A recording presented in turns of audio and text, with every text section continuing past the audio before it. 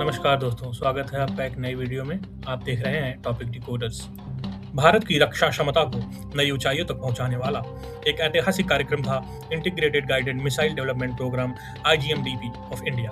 यह केवल मिसाइलों का विकास ही नहीं था, बल्कि आत्मनिर्भरता और वैज्ञानिक शक्ति का उद्घोष था। इस कार्यक्रम ने भारत को विश्व मंच पर एक नई पहचान दी, एक ऐसा राष्ट्र जो अपनी सुरक्षा खुद तय करता है।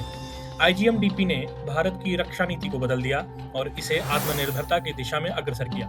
यह कहानी है भारत के वैज्ञानिकों की मेहनत, चुनौतियों और सफलता की।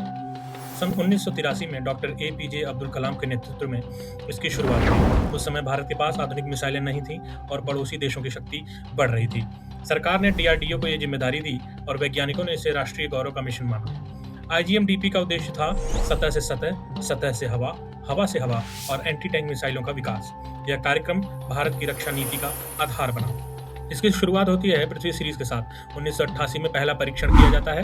इसके वर्जन्स की बात करें तो पृथ्वी 1 150 किलोमीटर की मारक क्षमता, पृथ्वी 2 250 किलोमीटर और पृथ्वी 3 350 किलोमीटर की मारक क्षमता रखता था। इसके उपयोग हमारे थल सेना, वायुसेना और नौसेना तीनों में किया जाता है और इसका सबसे बड़ा महत्व यह है कि भारत की ये सबसे पहली स्वदेशी बैलिस्टिक मिसाइल है। इसके बाद आई अग्नि सीरीज, जिसका विकास सन 1994 से शुरू हुआ। इसके वर्जन्स में अग्नि 1 से लेकर अग्नि 5 तक की मिसाइल्स हैं। इसके नवीनतम वर्जन को अग्नि P का नाम दिया गया है। इसकी रेंज 700 किलोमीटर से शुरू होकर 5000 किलोमीटर तक आती है, जो कि अग्नि 5 की ऑफिशियल रेंज है। लोग ये भी कहते हैं कि अग्नि 5 या फिर अग्नि P की रेंज 7 से 10,000 किलोमीटर तक की है, जो कि भारत अभी तक डिस्क्लोज नहीं करता है। इसकी सबसे महत्वपूर्ण बात यह है कि भारत को इससे इंटरकॉन्टिनेंटल क्षमता मिल गई। ये न्यूक्लियर पेलोड भी कैरी कर सकता है, तो इंटरकॉन्टिनेंटल बैलिस्टिक मिसाइल हो गई है ये, जो कि एक न्यूक्लियर मिसाइल है। उसके बाद बात करते हैं त्रिशूल सीरीज की, जिसका विकास 1980 से शुरू हुआ और 2000 के लगभग आके खत्म हुआ। इसकी रेंज 9 से 11 किलोमीटर के बीच की थी, क्योंकि इसके साथ कुछ तकनीकी चुनौतियों का हमें सामना करना पड़ा था। इसके कारण इसे सेना में शामिल नहीं किया गया। तो इसका एक महत्व सिर्फ इतना बता सकते हैं कि इससे हम लोग थोड़ी बहुत टेक्निकल चीज़ें सीख पाए, जिससे कि आगे की मिसाइल कैपेबिलिटीज डेवलप करने में हमें मदद मिली। त्रिशूल खुद में एक सक्सेसफुल सीरीज नहीं मानी जाती है। आगे आती है आकाश सीरीज। इसका विकास 1990 से शुरू हुआ। 2009 में इसे सेना में शामिल किया गया। इसके वर्जन्स में आता है आकाश, आकाश प्राइम, आकाश NG। इसकी रेंज थी 25 से 30 किलोमीटर के बीच और ये वायुसेना की रक्षा का कवच बेसिकली बन गया है और काफ़ी महत्वपूर्ण अंग है हमारी सुरक्षा का। इसने काफ़ी अच्छा प्रदर्शन किया था ऑपरेशन सिंदूर के दौरान। इसके साथ ही साथ 1990 में ही नाग मिसाइल सिस्टम का भी डेवलपमेंट शुरू किया गया था, जो कि एक एंटी टैंक मिसाइल सिस्टम है और इसे 2019 में सेना में शामिल किया गया। इसकी रेंज 500 मीटर से 20 किलोमीटर के बीच की है। ये एक एंटी टैंक क्षमता वाला मारक मिसाइल सिस्टम है, जो कि काफ़ी महत्वपूर्ण अंग है हमारी सेना का।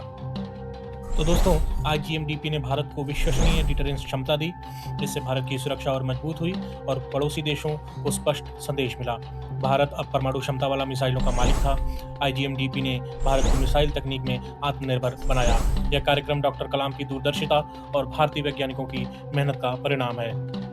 IGMDP केवल एक रक्षा कार्यक्रम नहीं था, बल्कि यह भारत की आत्मनिर्भरता और वैज्ञानिक क्षमता का प्रतीक था। सन 2008 में DRDO ने घोषणा की कि यह कार्यक्रम सफलतापूर्वक पूरा हो चुका है। उस क्षण भारत ने दुनिया को यह दिखा दिया कि वह अपने मिसाइल तकनीक में किसी भी महाशक्ति से पीछे नहीं है।